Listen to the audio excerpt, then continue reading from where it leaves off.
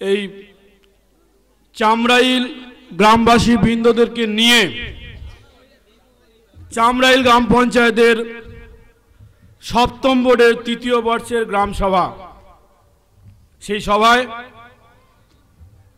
আজ আমরা সমাপ্তির পথে অভূতপূর্ব উন্মাদনা, অভূতপূর্ব সহযোগিতার মধ্য দিয়ে এখন জবাবি ভাষণ গ্রাম সভার নিয়ম মেনে আমি জবাবি ভাষণের প্রথমেই যদি আমার তরফে একজন চামরাইল গ্রাম পঞ্চায়েতের প্রধান হিসেবে সভার শুরু থেকে শেষ যদি কোনো ত্রুটি হয়ে থাকে তার জন্য প্রকাশ্য সভায় আমি ক্ষমা প্রার্থী।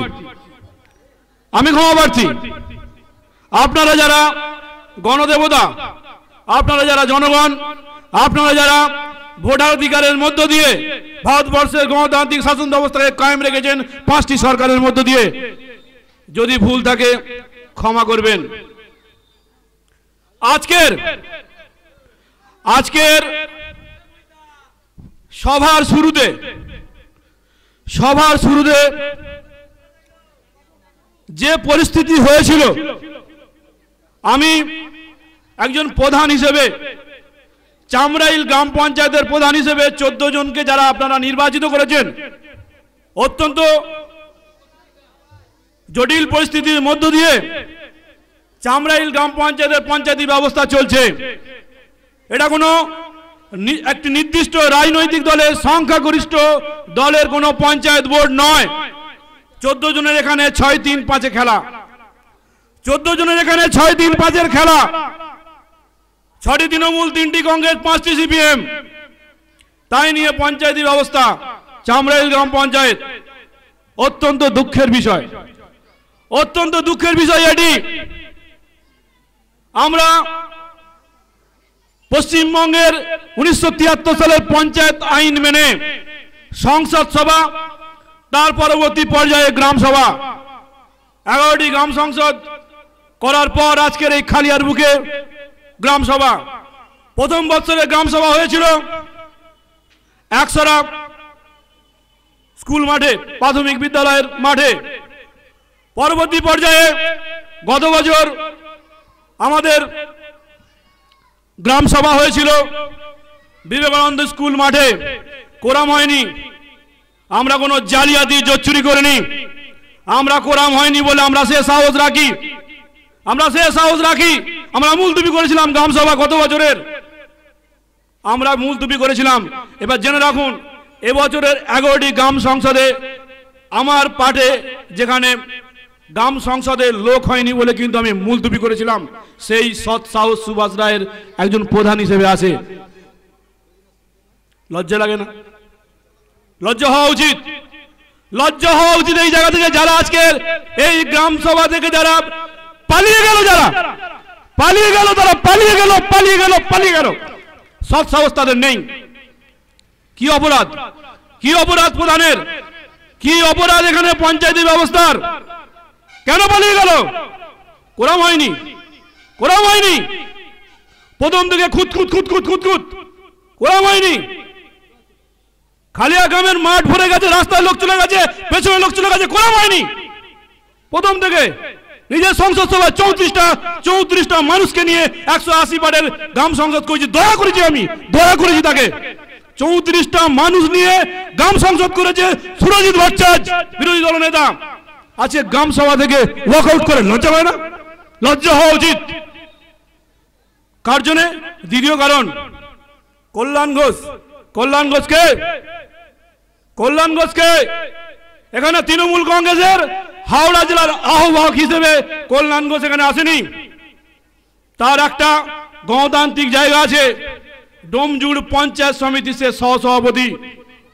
আমাদের যেমন বিডিও, আমার এখানে যেমন সভাপতি, সেখানে একজন বিডিও আছে, ডোমজুড়ে একজন সভাপতি আছে।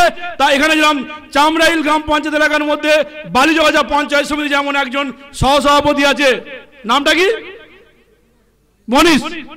মনীষ যেরকম আপনারা জানেন, মনীষ বলেন সবসময় সভাপতির পেছন পেছন পেছন ঘুরে, সেই সহসভাপতি যেমন মনীষ বলে একজন আছে, আমার ডোমজুড় পঞ্চায়েত সমিতির একজন সহসভাপতি কল্যাণ ঘোষ ওয়াক আউট। আমি গ্রামবাসীর কাছে বার্তাটি ফেললাম, আপনারা বিচার করবেন, আপনাদের বিবেচনা করবেন, আপনারা সচেতনতার পরিচয় দিয়ে সেই জায়গা থেকে যদি কোনো এরপরেও যদি আমার কোনো ভুল হয়ে থাকে আমি আবার আপনাদের কাছে ক্ষমা প্রার্থী। আপনারা বলবেন কোরাম হয়নি কি কোরাম হয়েছে। একজন কল্যাণ ঘোষকে পঞ্চায়েত সমিতির ডোমজুড় কেন্দ্রের সহসভাপতি হিসেবে স্টেজে তোলার জন্য যদি তারা ওয়াক আউট করে, আমি ভুল করেছি কিনা সেই জায়গা থেকে আপনাদের কাছে আমি বার্তা দিলাম। দ্বিতীয় যে বিষয়, চামরাইল গ্রাম পঞ্চায়েতের তৃতীয় বর্ষে যে গ্রাম সভা কাজের ফিরিস্তি আমি আমার প্রতিবেদনে দিয়েছি। আমি বলেছি বইটি দয়া করে পড়বেন। আমি আবার ক্ষমা প্রার্থী, পর্যাপ্ত বই আমরা দিতে পারিনি, লোক হয়নি, হাজারখানা বই উড়ে গেল, কোরাম হয়নি, হাজারখানা বই উড়ে গেল এখান থেকে, লোক নাকি এখানে হয়নি। যাই হোক, তাও আমি ক্ষমা প্রার্থী, বইটি আপনাদের হাতে তুলে দিতে পারেনি। এই বইয়ের মধ্যে দেখবেন গ্রাম পঞ্চায়েতের ব্যবস্থার মূল কথা উন্নয়ন, তিনখানি ফান্ড। একটা হচ্ছে কেন্দ্রীয় সরকারের টাকা, আরেকটি রাজ্য সরকারের টাকা, আরেকটি ওন ফান্ড। এই তিনটি ব্যবস্থা চামরাইল গ্রাম পঞ্চায়েতের যখন ক্ষমতায় এলাম, এই ওন ফান্ডের পকেট কার পকেটে ছিল কেউ জানে না, ছিল 5,80,000 টাকা। আজকের দিনে দাঁড়িয়ে গত বছর আপনাদের বলেছিলাম 14,75,000 টাকা আমার ওন ফান্ড, যার জন্য আজকে চামরাইল গ্রাম পঞ্চায়েত হাওড়া জেলার মধ্যে সর্বোচ্চ 13 ফিনান্স পাচ্ছে, সর্বোচ্চ 3rd FC পাচ্ছে। কারণ আমরা ওন ফান্ড ব্যবস্থাকে এমন জায়গায় নিয়ে এসেছি, অবশ্যই আপনাদের সহযোগিতায়, আপনাদের সাহচর্যের মধ্যে দিয়ে, ডোনেশনের মধ্যে দিয়ে। আজকের দিনে দাঁড়িয়ে ডিসেম্বরের 24 তারিখ চামরাইল গ্রাম পঞ্চায়েতের ওন ফান্ড জানেন 12,26,036 টাকা। এখনো বাকি আছে জানুয়ারি, ফেব্রুয়ারি, মার্চ, কোথায় যাবে একটু ভাবুন। আমরা ব্যবস্থাটাকে এইভাবে নিয়ে চলেছি। তাই চামরাইল গ্রাম পঞ্চায়েত যেখানে 9,27,000 টাকা পায়, তারপরে 7 লক্ষ টাকা বেগড়ি পঞ্চায়েত, 157টা পঞ্চায়েতের মধ্যে হাওড়া জেলার পরবর্তী একটি ফান্ড আসছে। আমি যেটা আমার প্রতিবেদনে দিয়েছিলাম আইএসডিবি, আপনারা অধৈর্য হবেন না, আমি আইএসডিবি দিয়ে আপনাদের প্রত্যেকটা প্রশ্নের উত্তর দেবো, যারা জনগণ হিসেবে বক্তব্য রেখেছিলেন। আইএসডিবি কি? আইএসডিবি হলো ইনস্টিটিউশনাল স্ট্রেংথেনিং গ্রাম পঞ্চায়েত, পরিকাঠামোগত উন্নয়নের পঞ্চায়েত। আমাদের কাজের নিরিখে, আমাদের স্বচ্ছতা, আমাদের দ্রুততা কেন? একটা টাকা ঢুকলে আমাদের ওই টাকাটাকে রেখে দিয়ে সুদ খাটানোর ব্যবসা আমরা করি না। টাকা ঢুকলে টাকা বেরিয়ে যায়। সেই দ্রুততার জন্যে, স্বচ্ছতার জন্য আমরা বিশ্ব ব্যাংক থেকে সহযোগিতা পাচ্ছি 1 কোটি টাকা। 1 কোটি টাকা চামরাইল গ্রাম পঞ্চায়েতে আগামী 5 বছরে ঢুকবে, যদি না বর্তমান সরকারের কোনো অসৎ উদ্দেশ্য থাকে। বর্তমানে পশ্চিমবঙ্গ সরকারের যদি অসৎ উদ্দেশ্য থাকে, আজকে বলতে বাধ্য হচ্ছি, প্রকাশ্য গ্রাম সভায় বলতে বাধ্য হচ্ছি, সারা ভারতবর্ষের বুকে এমন কোন গ্রাম পঞ্চায়েত নেই যারা পঞ্চায়েতের মধ্য দিয়ে বিধবা ভাতা, বার্ধক্য ভাতা, প্রতিবন্ধী ভাতা দেয়। আমরা সেই সৎ সাহস দেখিয়েছিলাম, কারণ আমার চেম্বারে প্রতিনিয়ত আমার গ্রামের বুভুক্ষু মানুষ, আমার গ্রামের অসহায় মানুষ যারা বিপিএল তালিকার মধ্যে নেই তারা খেতে পায় না, তাদের চিকিৎসার ব্যবস্থা নেই। সেই কথা মাথায় রেখে চামড়াইল গ্রাম পঞ্চায়েতের রেজুলেশন করে আমরা ঠিক করেছিলাম আমরা পঞ্চায়েত থেকে ভাতা দেব, ভাতা দেব, প্রতিবন্ধী ভাতা দেব, বার্ধক্য ভাতা দেব, বিধবা ভাতা দেব। টাকাটা হয়তো সামান্য 200, হিসাব করেছিলাম 6.5 টাকা দিনের। একটা তো পাউরুটি খেয়ে জল খেতে পারবে?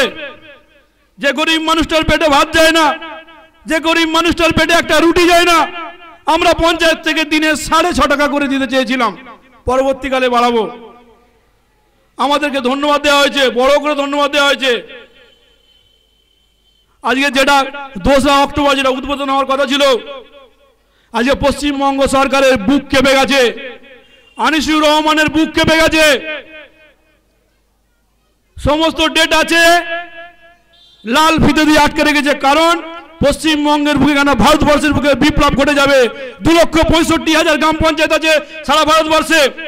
পশ্চিমবঙ্গে গ্রাম পঞ্চায়েত আছে 4,630টা, হাওড়া জেলায় 157টা। কোন গ্রাম পঞ্চায়েতের ওন ফান্ডের মধ্যে দিয়ে ভাতা নেই। তাই চামড়াইল গ্রাম পঞ্চায়েতকে ছাড়পত্র দিলে 32 বছরের পঞ্চায়েতি ব্যবস্থার কথা বলে,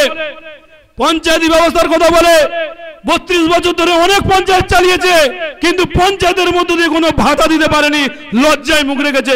তাই এখনো পর্যন্ত সিদ্ধান্ত নিতে কষ্ট হচ্ছে। বারবার আমাকে বলা হচ্ছে হবে হবে হবে হবে। এই বার্তা আপনাদের সামনে রাখলাম। আগামী দিনে যদি কোনো সরকার আসে, এর মধ্যে যদি আমাদের রেজুলেশনকে গুরুত্ব দিয়ে দেয়, তাহলে আমরা গ্রাম পঞ্চায়েতের মধ্য দিয়ে বিধবা ভাতা, বার্ধক্য ভাতা, প্রতিবন্ধী ভাতা দেব। আর যদি এই 3 মাসের মধ্যে এই পশ্চিমবঙ্গ সরকার যদি আমাদেরকে না পারমিশন দেয়, অনুমতি দেয়, আগামী দিনে ব্যালটের মধ্য দিয়ে আপনারা তার বিরুদ্ধে প্রতিবাদ জানাবেন। আজকের এই প্রকাশ্য সভায় আপনাদেরকে আমি বললাম, পশ্চিমবঙ্গ সরকার যদি আমাদেরকে না পারমিশন দেয়, ব্যালটের মধ্য দিয়ে জবাব দেবেন, চুপচাপ নয়, ধূপধাপ ধূপধাপ ধূপধাপ। জয় ভাষণ। বিষয়টি হলো কি, সমস্ত বিষয়টি আমরা যদি পরিকল্পনাটা দেখেন, আমরা কানেক্ট করতে চাইছি। যে রাস্তাগুলির কথা আপনারা বললেন, অভিজিৎ ভট্টাচার্য যে রাস্তার কথা বললেন, সেটি কি শুরু হচ্ছে কুলের মাঠ হয়ে 3 নম্বর গভর্নমেন্ট পল্লী হয়ে অভিজিৎ ভট্টাচার্য একরাশ অভিযোগ করলেন। তারপরে কে বক্তব্য রাখলেন? দিলীপ বিশ্বাস। অভিযোগ কি? 3 নম্বর গভর্নমেন্ট পল্লী, বিবেকানন্দ পল্লী, এই জায়গাটি। কে বক্তব্য রাখলেন? ভবেশ চক্রবর্তী। বক্তব্য কি? লোহারপোল, রায়পাড়া, বালিচামড়াই লোড। অত্যন্ত আশার কথা। আমাদের ভাবনার সঙ্গে আপনাদের চাহিদা মিলে যাচ্ছে। কারণ 5টি সরকারের কথা বলি। কেন্দ্রীয় সরকারের এমপি কল্যাণ বন্দ্যোপাধ্যায় আপনাদেরকে দিলেন সববাই গাড়ি। এমএলএর বিষয়টি ছাড়ুন, এখনো পর্যন্ত চামড়াইল গ্রাম পঞ্চায়েতের জেলা পরিষদের 2.5 বছরে আমরা কিন্তু 2.5 পয়সাও পাইনি। জেলা পরিষদ থেকে 2.5 পয়সা জেলা পরিষদ থেকে পাইনি। আজকে ওয়াক আউট করে গেলেন, লজ্জা হওয়া উচিত ওনার। পঞ্চায়েত সমিতি না বললেই নয়, যত সামান্য টাকা। তাহলে চামড়াইল গ্রাম পঞ্চায়েত কিভাবে চলছে? তার ওন ফান্ড কালেকশনের মধ্য দিয়ে। আগামী দিনে যে কথা বলছিলাম, আইএসডিপির এই বইটি যদি যারা পাবেন, আপনাদের প্রত্যেকটা পরিকল্পনার কথা এই বইটার মধ্যে আছে।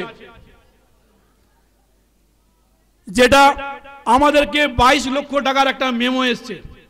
বললাম পশ্চিমবঙ্গ সরকার যদি অসৎ উদ্দেশ্য না থাকে, এ 22 লক্ষ টাকা আমরা পাবো। যদি না পাই ব্যালট। এখন থেকে বললাম আপনাদের, যদি অভিসন্ধি করে বাদ দেয়, সেই 22 লক্ষ টাকার প্ল্যানিং আমরা করেছি। ডিসেম্বর মাসের 7 তারিখ ছিল কাট অফ ডেট। 22 লক্ষ টাকার প্লটে আমি আপনাকে বলছি, প্রথমে অভিজিৎ ভট্টাচার্য যে কুলের মাঠে কথা বলেছেন, আমার আজকে যে বই বেরিয়েছে সেই বইতে 10 নম্বর পয়েন্ট আইএসডিপি প্ল্যানিং। 184 বাটে সুনীল খায়ের বাড়ি থেকে স্বাস্থ্যকেন্দ্র ভায়া অজিত মুখার্জির বাড়ি থেকে বিশ্বনাথ দাসের বাড়ি ভায়া বিবেকানন্দ স্কুল পর্যন্ত পঞ্চায়েত রাস্তা ও ড্রেন নির্মাণ। অভিজিৎ ভট্টাচার্যের চাহিদা, দিলীপ বিশ্বাসের চাহিদা 10 নম্বর পয়েন্টে অনেকাংশেই ম্যাচ করেছে। টাকা যদি পাই ঢালাই রাস্তা হবে। গল্প কথা নয়, কল্পনাও নয়, স্বপ্ন নয়। যদি পশ্চিমবঙ্গ সরকারের অভিসন্ধি না থাকে এ কাজ হবে আইএসডিপির মধ্য দিয়ে।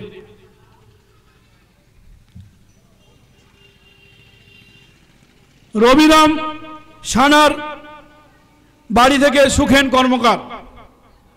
তার আগে বলি, আপনারা দেখছেন আমাদের পঞ্চায়েতি ব্যবস্থার মূল মানুষের আমরা সবকিছু আমরা চাহিদা মেটাতে পারবো না। মৌলিক জায়গাগুলোকে বেছে নেওয়া হয়েছে। মৌলিক চাহিদা কি? মৌলিক চাহিদা দুবেলা দুমুঠো খাওয়া পঞ্চায়েত পারবে না আপনাকে খাবার দিতে, সেটাকে নিজেকে জোগাড় করতে হবে। নিজেকে জোগাড় করতে হবে, এটা পঞ্চায়েত পারবে না। মৌলিক চাহিদা কি? মৌলিক চাহিদা একটা ঘরের মধ্যে থাকা। এই জায়গা থেকে বিপিএল সর্বস্ব যে বিষয়গুলি আছে, আজকে যে মানুষগুলোর বাড়ি নেই, ইন্দিরা আবাসন চামড়াইল গ্রাম পঞ্চায়েত 1 বছরে দিত 80টা, কেড়ে নিল পশ্চিমবঙ্গ সরকার, কেড়ে নিয়ে দিল বিডিওকে, কেড়ে নিয়ে দিল পঞ্চায়েত সমিতিকে। 1 বছরে 24টা। ভাবুন একবার, আমরা 1 বছরে দিতাম 80টা, এরা 1 বছরে দিচ্ছে 24টা। আমাদের অপরাধ কি? গরিব মানুষগুলোকে বাড়ি দিচ্ছিলাম, বেশি বেশি করে দিচ্ছিলাম, আশ্রয় প্রকল্পে বেশি বেশি করে বাড়ি চাইছিলাম, সেই মৌলিক চাহিদা দিকে গুরুত্ব দিয়েছিলাম বলে আমাদের হাত দুটো বেঁধে দিয়েছে বর্তমানের পশ্চিমবঙ্গ সরকার। ইন্দিরা আবাসনের মৌলিক চাহিদাটাও মেটাতে পারছি না। তারপরে কি বলে রইল? এলাকার রাস্তাঘাট। দেখুন, এই সেক্টরটাকে আমরা বেছে নিয়েছি। আপনারা দেখুন, এই ক্ষেত্রফল তালা থেকে শুরু করে গিয়ে কানেক্টিং হয়ে ওদিকে হাই রোড ঢালাই রাস্তা হয়েছে। চলে যান এখান থেকে ফুলের মাঠ হয়ে 3 নম্বর গভর্নমেন্ট পল্লী হয়ে বিবেকানন্দ পল্লী হয়ে ন্যাশনাল হাইওয়ে হয়ে রামকৃষ্ণ পল্লী হয়ে চামড়াইল দক্ষিণপাড়া হয়ে বেনারস রোড কানেক্টিং রাস্তা। এটি 10 নম্বর পয়েন্টে আমি গেলাম বিবেকানন্দ স্কুল পর্যন্ত, ওখানে ঢালাই রাস্তা আছে। রামকৃষ্ণ পল্লী থেকে লিচুতলা হয়ে বেনারস রোড, 2টো পয়েন্ট আপনাদেরকে পড়ে শোনাচ্ছি যেগুলো দেওয়া হয়েছে। 5 নম্বর পয়েন্ট 181 বাটে লিচুতলা থেকে লিঙ্ক রোড হয়ে NH6 রামকৃষ্ণ পল্লী পঞ্চায়েত রাস্তা ও ড্রেন নির্মাণ। আর 7 নম্বর পয়েন্ট 183 বাটে NH6 হয়ে রামকৃষ্ণ পল্লী ভায়া রামকৃষ্ণ চামড়াইল দক্ষিণপাড়া ভায়া লিচুতলা। মানে কি?